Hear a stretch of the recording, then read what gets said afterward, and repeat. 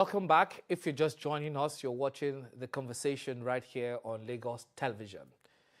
Today, 29th of May, makes it 3 years that the President Bola Ahmed Tinubu has been in the saddle. It depends on whose divide you're on. For some, it is half full, as far as the cup is concerned. For some, it is half empty. So depending on how you see the economy or the political atmosphere, stratosphere, it depends on whether you're enjoying the loot or you're not, or you're part of the captive. My producer called it, is it progress or promise?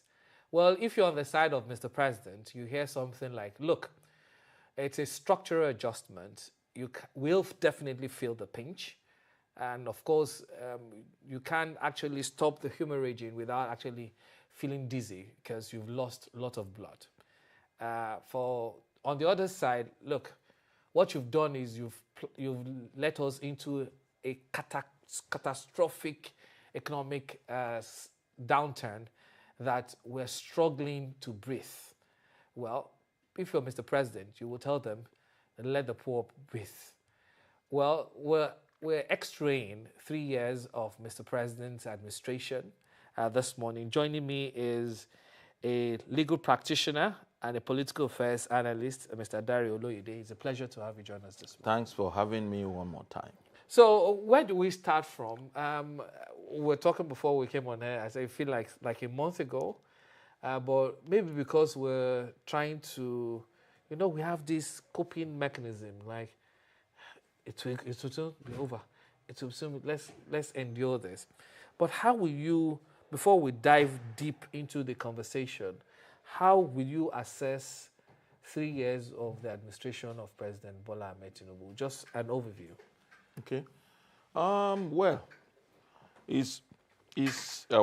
majority of Nigerians, and I'm one of them, were seriously complaining. You start with the removal of oil subsidy. You know that when you do anything about the oil situation, it has a way of impacting every other facet of life. So the removal of that subsidy has greatly affected the economies, the macro and micro economics of Nigeria and Nigerians. And so in terms of economic indices, things are not looking good. However, the government has told us that there is no, when you don't, you have to make sacrifices. The people have been sacrificing for the past 3 years. Cooking gas is now more expensive. The fuel price has not gone down. Iran war has abated a bit.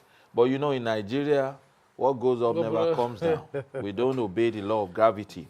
So things are not looking good. And I guess that is what has brought about this topic, purpose, promises. So when I was doing my A-levels, I remember reading something, relating to Islamic religion. It said, Allah conceals his purposes so that we might live on his promises. Really, Nigerians cannot pinpoint the purpose, the reason or reasons why certain steps are being taken. But we have been told to continue to live on the promises of those who are in power. Let us hope that our situation will not become hopeless. Because the administration also ran on renewed hope. So let's just keep the hope for a second. I'm trying to get to the part where, in a statement issued by Mr. President's team, he said, if we had refused to act, our nation would have drifted towards fiscal breakdown, worsening poverty, and severe economic uncertainty. Together, we chose reform over ruin and decisiveness over hesitation. We chose long-term national recovery over short-term comfort. How many Nigerians understand what is?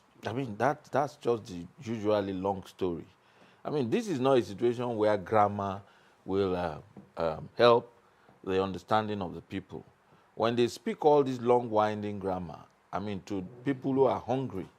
People, I saw a video yesterday of people queuing to collect Salah meat from a benefactor. And some people were complaining about the fact that the meat was not even wrapped in any package. They were just giving it raw like that. Is it wrapped we are talking about? And somebody commented that these pieces of meat they are giving 2,000, 3,000, 5,000 naira worth of meat.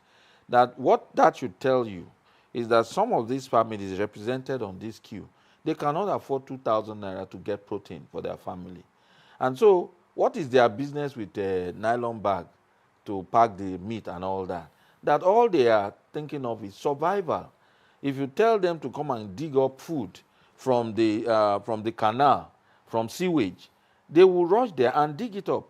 You see Nigerians, when there's a fuel tank that has packed up or fallen over, you see Nigerians, that's why the fact that they always see that all these things end in tragedy.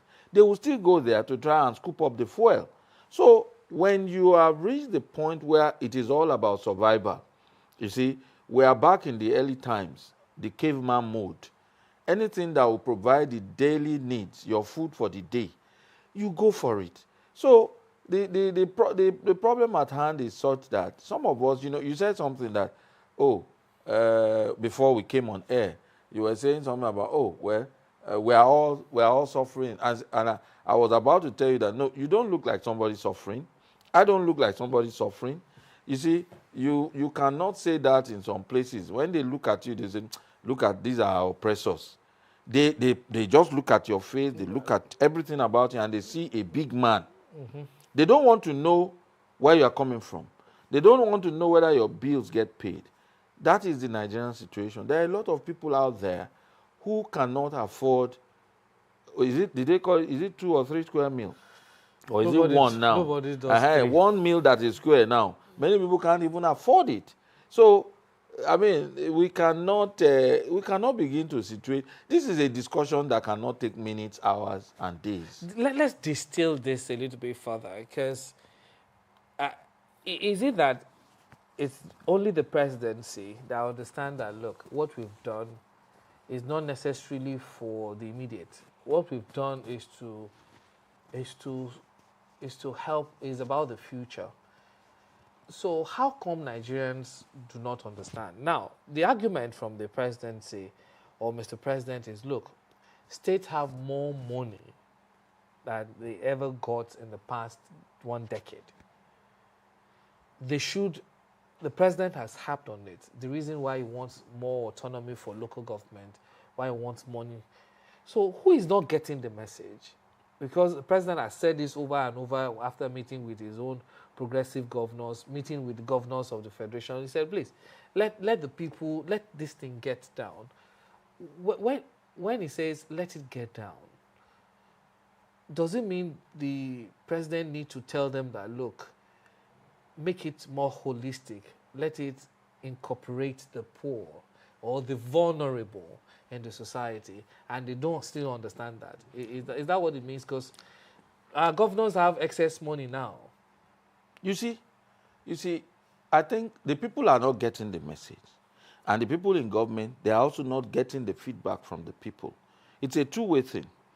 How do you begin to tell people that, we need to suffer for some time before things get better? First of all, you have to appreciate the fact that since I was born, Nigerians have always been complaining. And some of the people who are in agreement with people in government tell you that, Nigerians always complain. And they bring newspaper clips from 1960, 70 to show us that we complain about the price of rice, price of cement, and price of that. We've always been complaining. Now, what tells you from what we see on ground now, that these complaints, after 4 years, after 3 years, 4 years, and possibly another 4 years for this president, that those complaints will stop based on the policies they are putting in place? How do you want people to understand that, we need to suffer, when you see the kind of opulence that is being displayed by those in government? You see a situation where a government functionary is going out and he has over 200 cars going with him with this expensive petrol we are all buying, and that is being paid for from state funds. You see a situation where you hear that somebody has, I mean, some people, some governors came up with 800 billion naira to support electioneering campaign or primary elections. I mean, and you want to tell these people reading or hearing all this that, oh, we all have to suffer. You see, that is the dysfunctionality in governance. A lot of things are happening that tells the people that Nigeria is not a poor country by any means. I read something today. I saw a video today of one of the diaspora Nigerians, and he said, so somebody did a write-up, all these people, what budget it and all those things that come up. And he said he came up with 15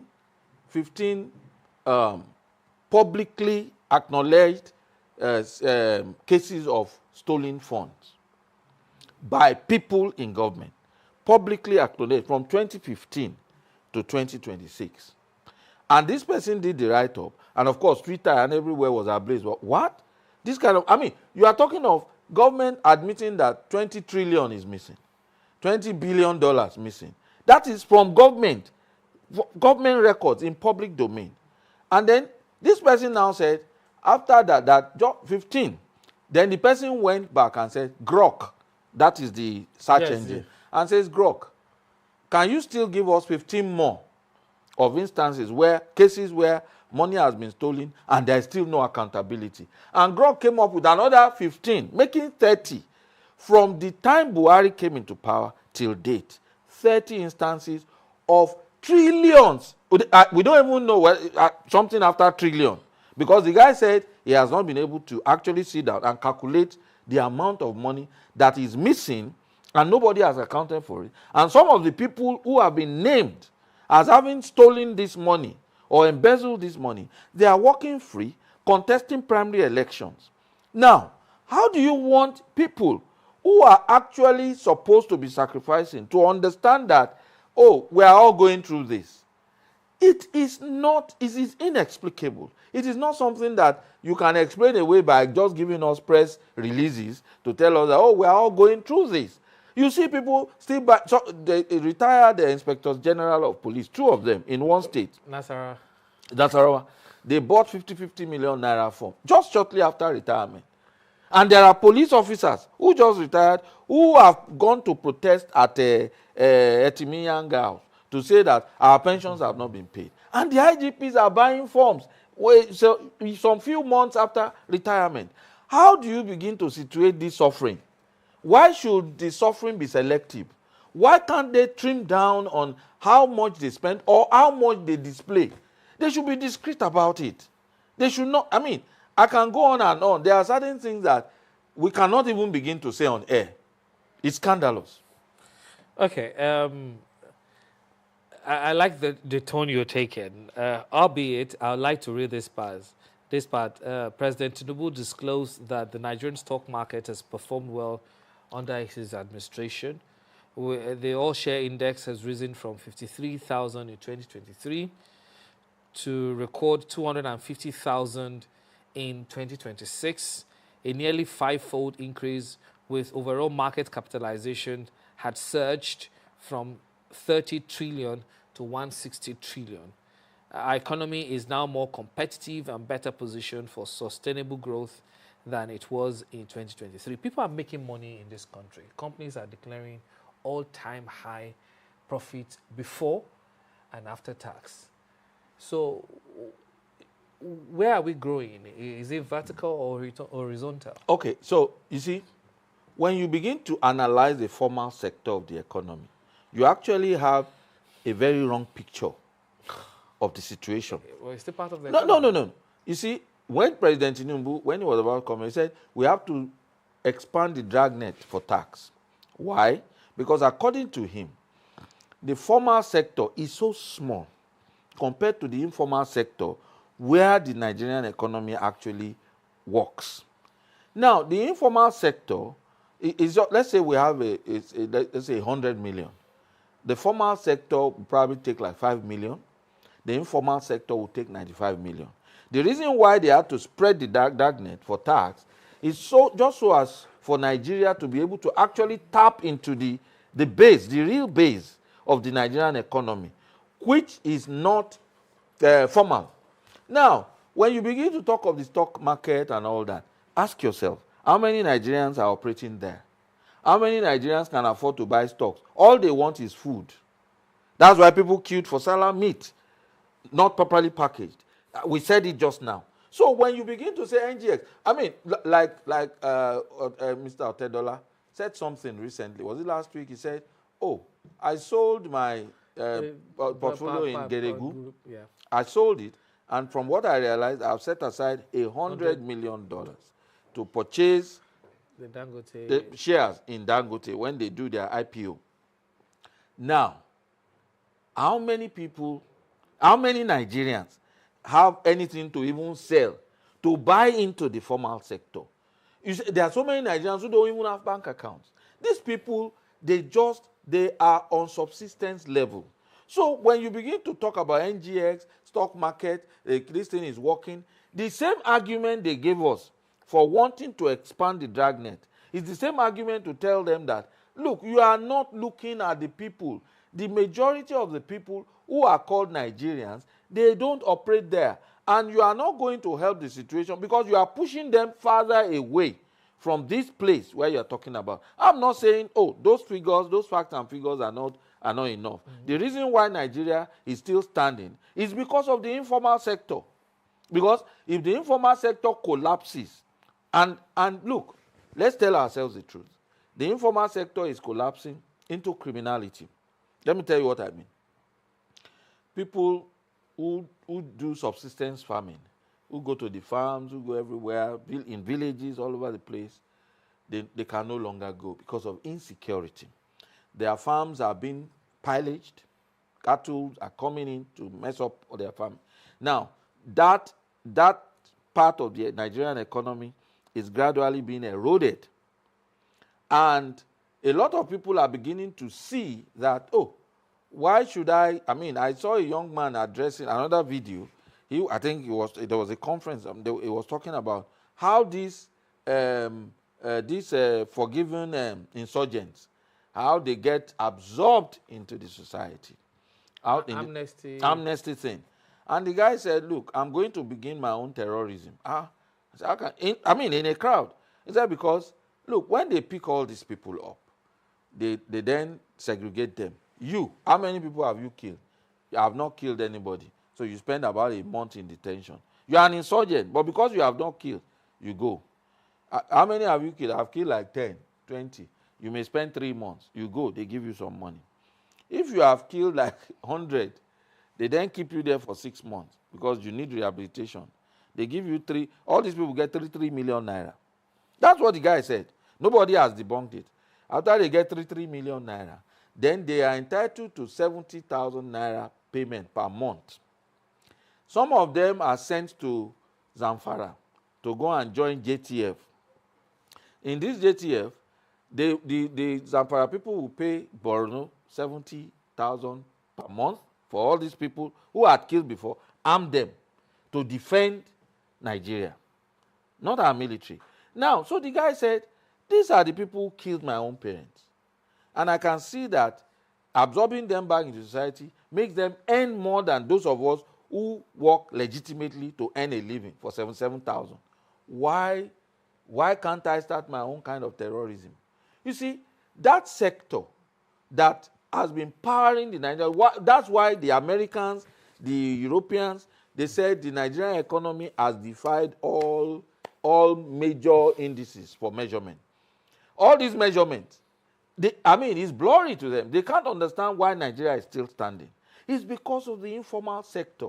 And if we allow what is going on to continue, if that sector collapses, it will be everybody will become criminal. If you ask anyone in power, if it is the president or is Minister of Finance or any minister, even our governor in Lagos State or any governor or local government chairman, if you ask them, how do we ensure that it is not only the formal sector, the numbers we're looking at, the indices, they'll tell you, well, we know what to do. We need to work on the informal sector. Yeah.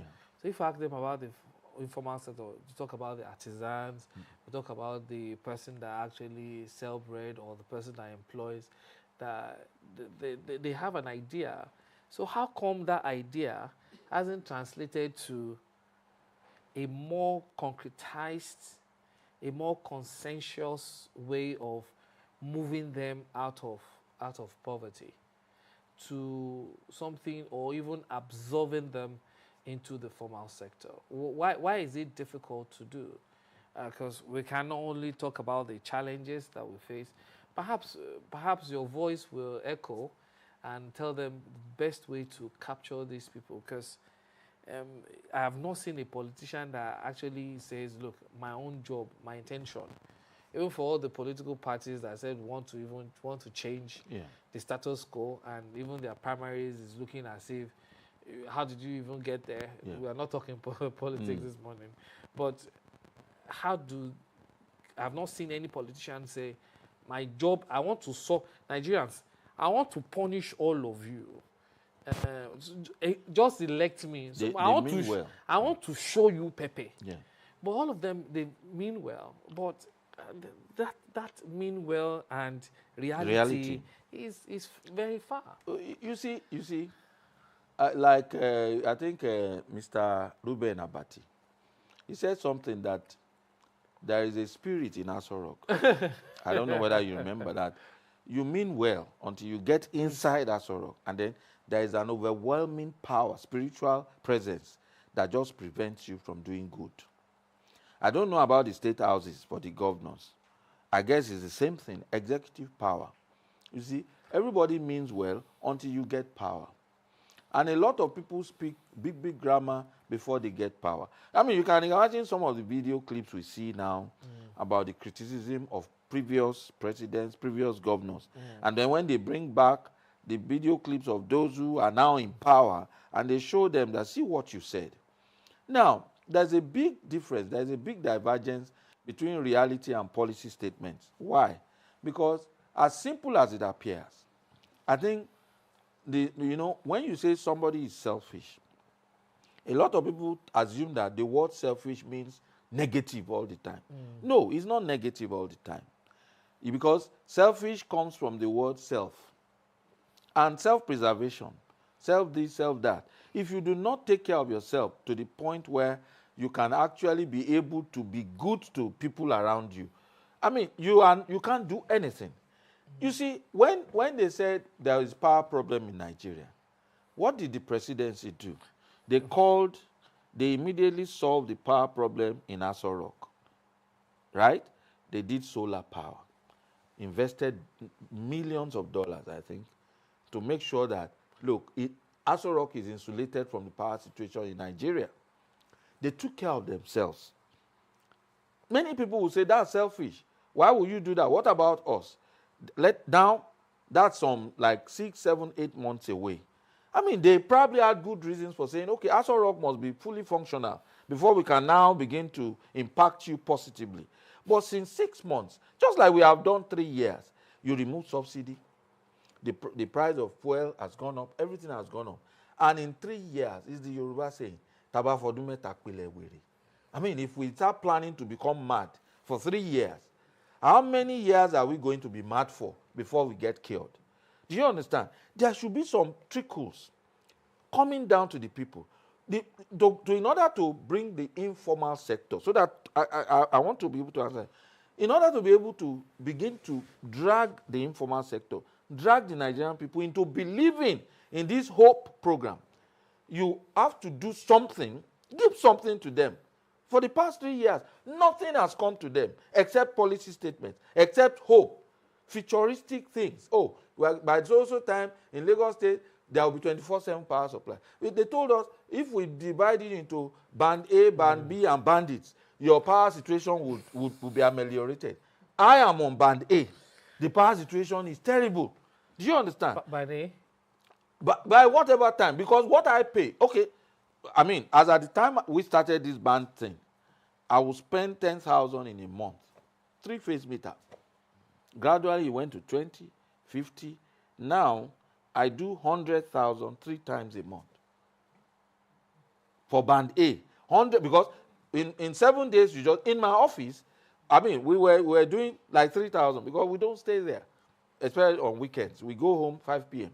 And then suddenly, every day, we buy 10,000 naira power recharge. And by 4 p.m. in the afternoon, it's finished. Now, how do you begin to make me believe that you know what you are doing? When, okay, let's even take the most recent one. They say, okay, they drew down on about 1.4 billion or 1.5 billion loan facility from World Bank to solve the power problem.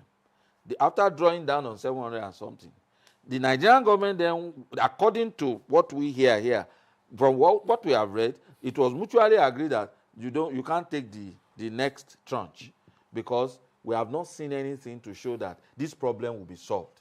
How do you want the average Nigerian to now key into this policy statement that, oh, there is some rise at the end of the tunnel? Do you get what I'm saying?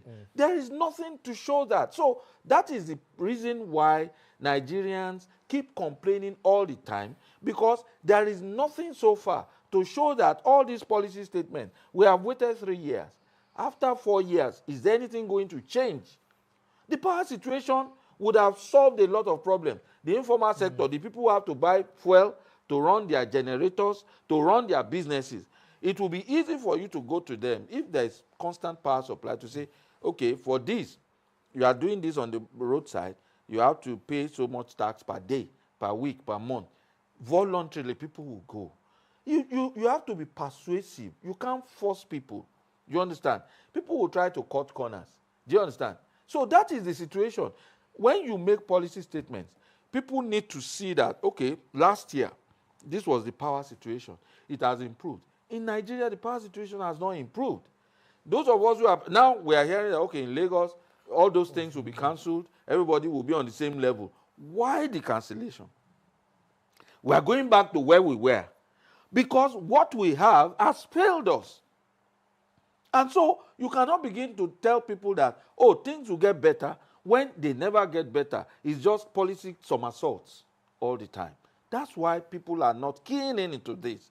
I mean, people may win elections, but when you don't carry the people along with you. I remember when the military era. Okay, we'll take a very short break. We need to pay some bills. We'll be right back. This conversation is getting interesting. Don't go anywhere. The conversation continues after this break.